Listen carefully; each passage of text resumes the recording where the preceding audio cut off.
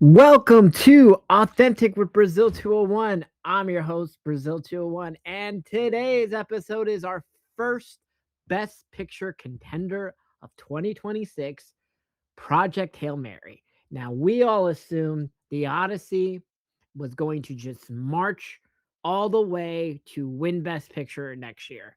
But between the Dune 3 trailer and the hit that is Project Hail Mary, we now have a three-horse race, which is great for movies and it's great for cinema.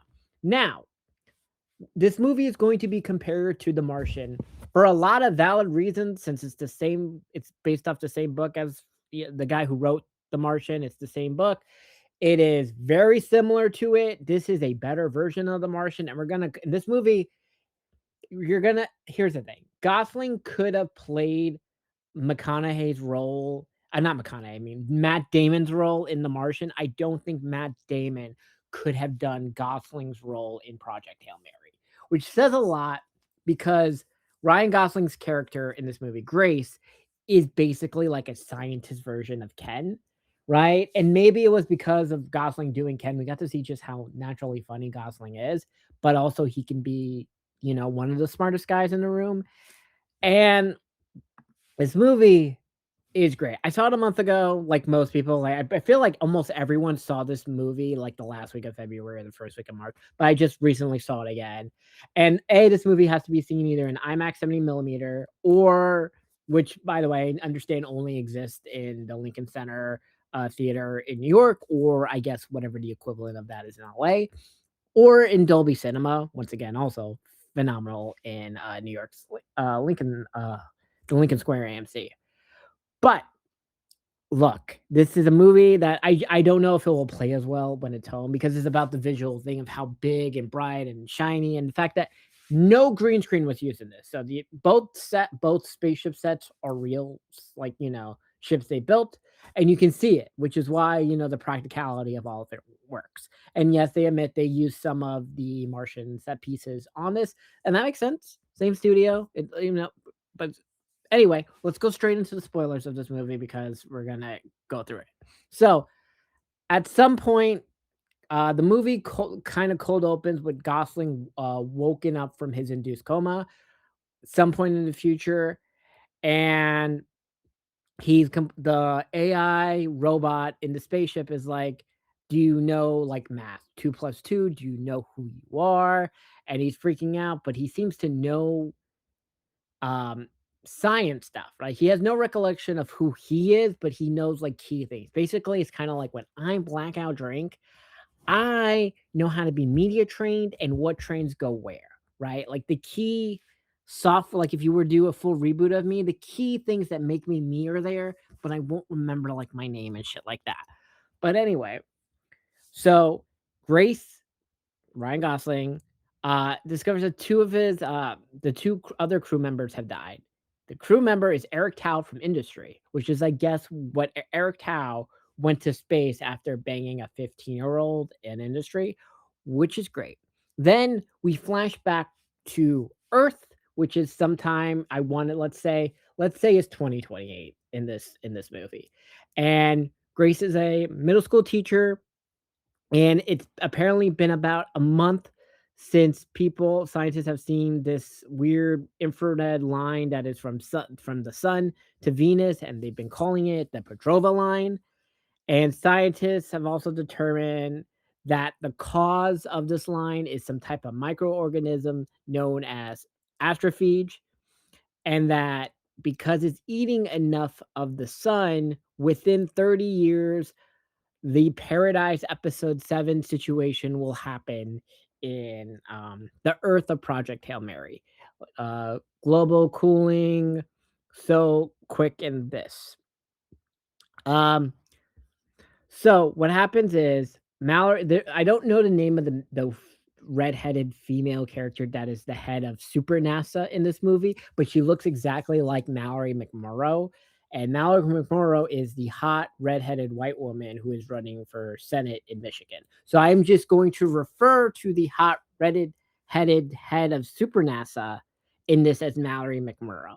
Mallory McMorrow comes to Grace's class and says and hands him his thesis. Like, you said it's possible that not if there was interstellar life, it wouldn't need uh, what's it called? CO2 to exist and evolve. Do you believe in this? You know, apparently he was humiliated at the UN or some shit like that. So Mallory McMorrow and a guy and her personal Secret Service agent Carl, which is this 6'7" black guy that is hilarious. That kind of looks like a live action version of Mr. Bubbles from Lilo and Stitch. They put Gosling in this super space, hazmat suit to look at the three little what's it called? Astrophies that they have in this, basically containment cell block thing. And a bunch of scientists are observing it. So he begins looking at it and he discovers that the cells are impenetrable to like EMPs do not work on it. And he also sees that they breathe the carbon dioxide from the Venus energy in the sun. And that is why they landed on Venus and not Mercury. Right? Because remember, my very educated mother just served us 9 pizzas. That's how you know the planets, right?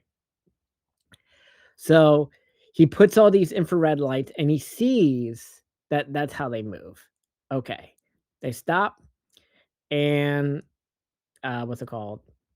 Mallory McMorrow leaves Carl and Grace with exactly three of the astrophies. And he's like, it's up to you. You got to figure out what to do.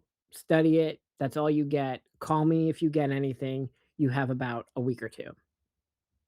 So what happens is he comes up with an idea because he saw they can only move in red light. He's like, do we have a budget? And there's this whole Home Depot montage where they buy a bunch of tape and boxes and shit like this. And he builds a super shed box that has no light but infrared light. And he puts the 3 astrophies into the box. And then this is what happens. They go in, and what happens is Gosling goes in with the suit and he counts it. He sees because they jump off the lab. They're alive now. They're awake. They're not asleep. And he sees 1, 2, 3. He sees there's a fourth one now. And he goes, Carl, we're fathers. And voila, they call Mallory McMorrow. Mallory McMorrow brings them to the Top Gun battleship, the Top Gun Maverick battleship via fighter pilot jet. And due to the wacky science that like she presented to the other scientists in the world, the other scientists were able to replicate the situation. And apparently, Grace was never given like top tier clearance of why they need to know this. And they're like, Mallory McMurray was like, I now deem you all classified information and that this is about Project Hail Mary. And this is our plan. The world's government are coming together. We're going to build a super ship. We need to do it so we can stop this. And there you go. And he's like, this is so we can create a one-way trip. So, and hopefully with enough information, they can find a way to stop all of this because they learned that there's one star very far away that they call Tau Ceti, and that is the only star that isn't infected by the microorganism, right? According to the space telescope, every planet and every star has been infected by it, and they've been exploding after a while, except for this one star. And so he's like, they hypothesize that the organism originates from said planet. Now, a couple of things, we don't know how it like left the planet, what began to travel it, things like that at all.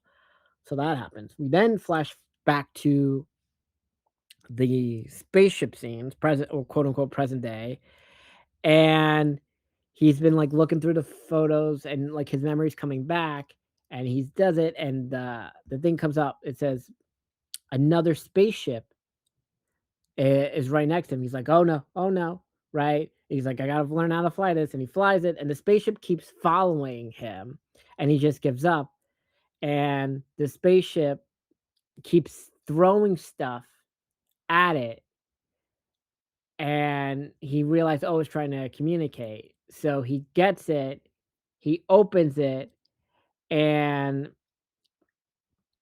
what happens is it's like a map of the star system, and it has a code and it shows the planet's spaceship origin. The what's the well, the alien, we're just gonna jump ahead. The Rocky's origin planet called Edry. Edry, I believe it's is it Eater, Edry, whatever it is. I'm so sorry. So that part happens.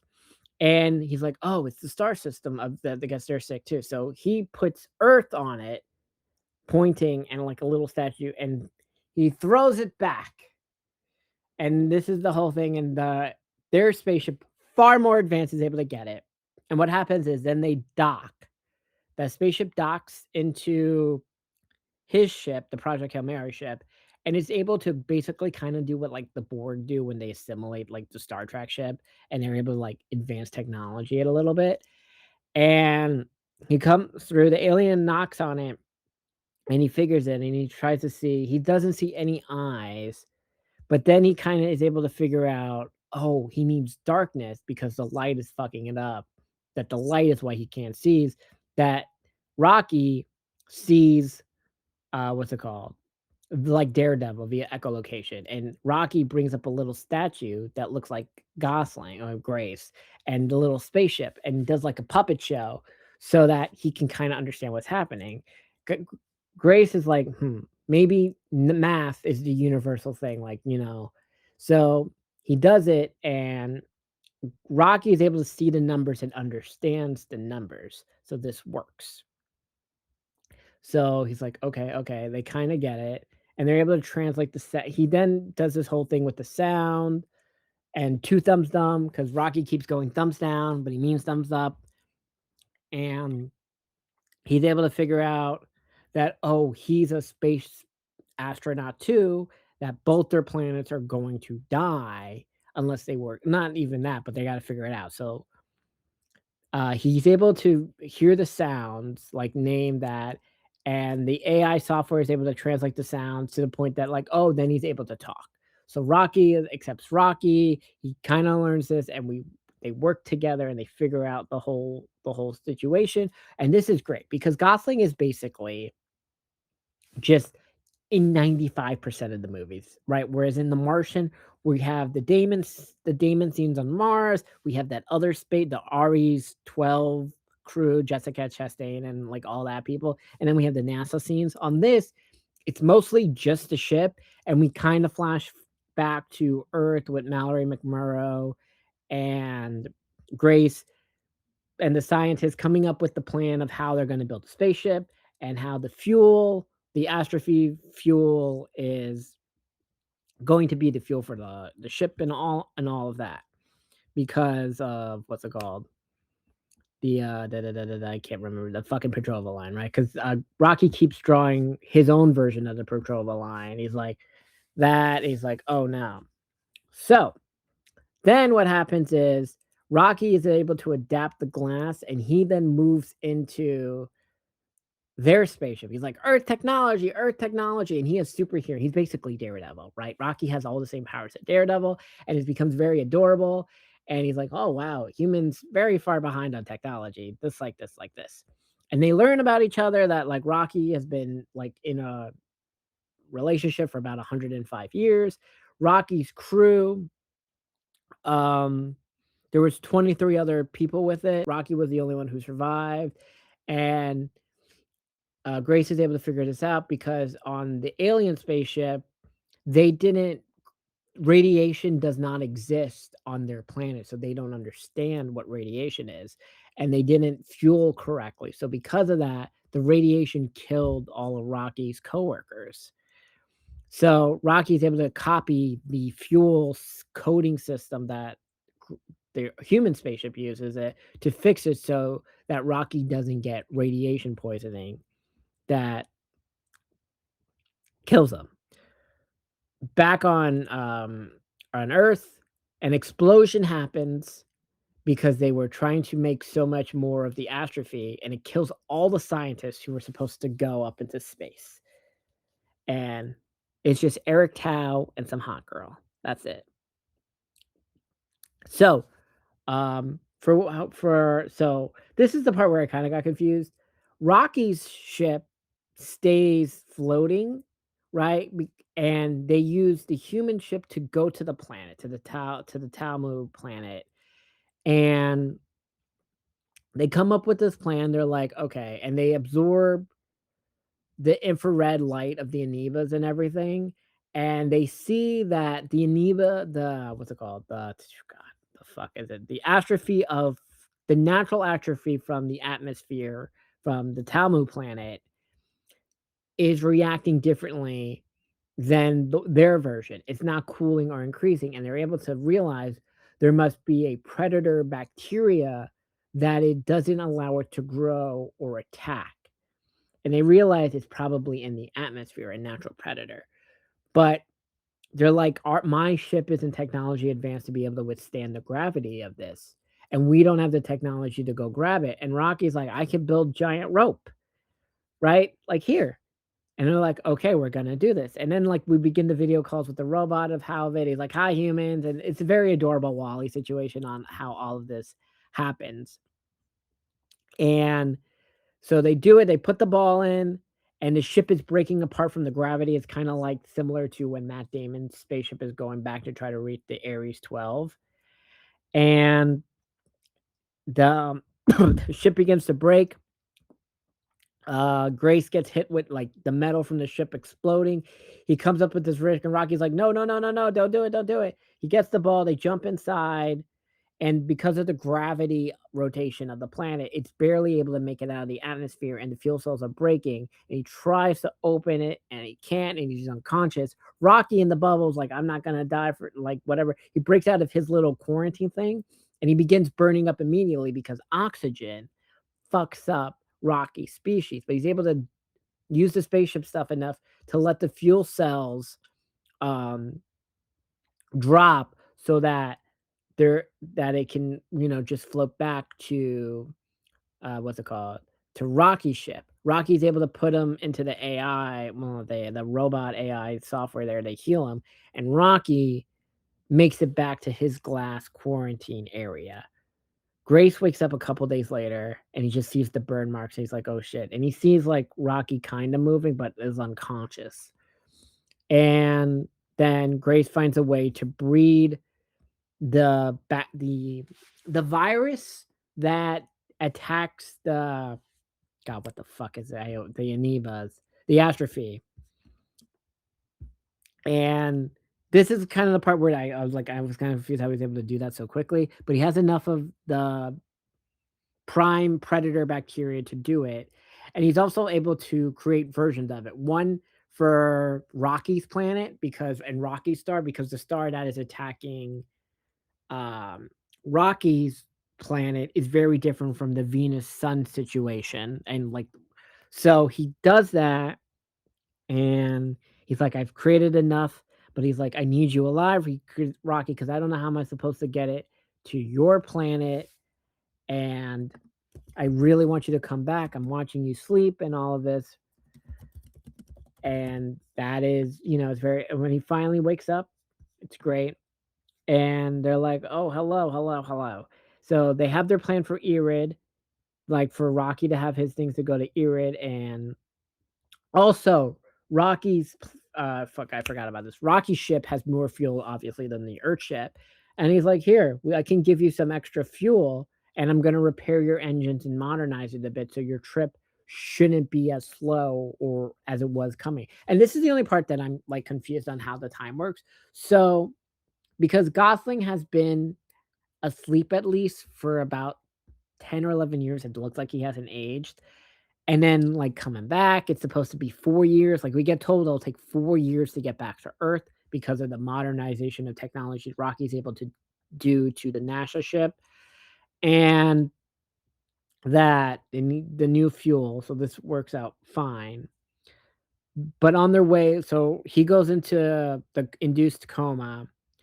An alert wakes up Grace again that the bacteria has evolved and it begins to attacking it passes through the xenonite containers, the things that Rocky's made of, and he realizes, "Oh, our ship, it can protect it because the entire ship isn't made of xenonite, whereas Rocky's ship is, and the bacteria is going to eat the entire fuel of Rocky's ship, and he realizes Rocky's ship, by math, has probably just drifted, and Rocky's gonna die of radiation because there's no life support anymore of all of it. So he's like, "Okay, I'm gonna send all the probes to Earth with this information, and hopefully it works out.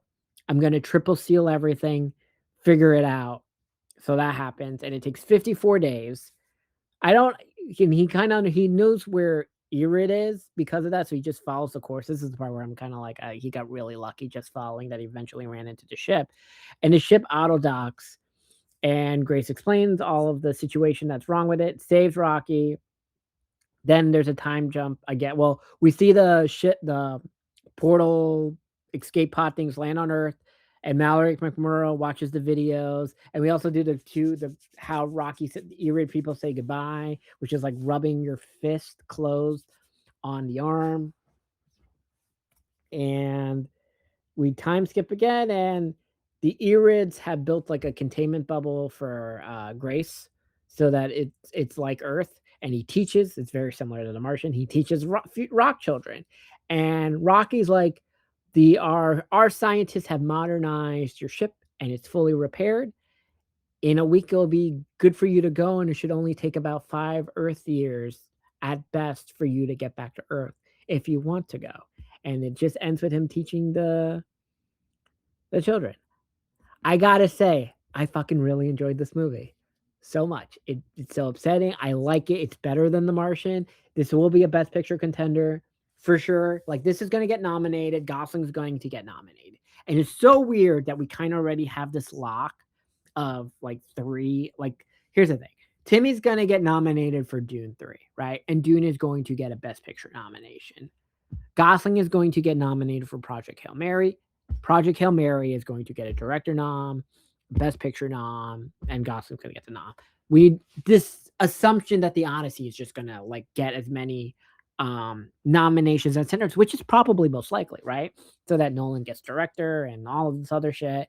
And Dune, very similar, right?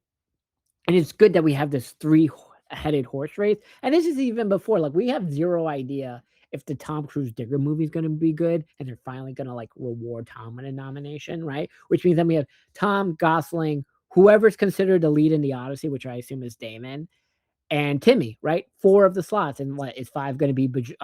Sebastian Stan and Forge, right? Which we still don't know about, but this assumption of this movie is also very like good, right? Which is great. It's great. See Project Hail Mary. I wanna see this movie again.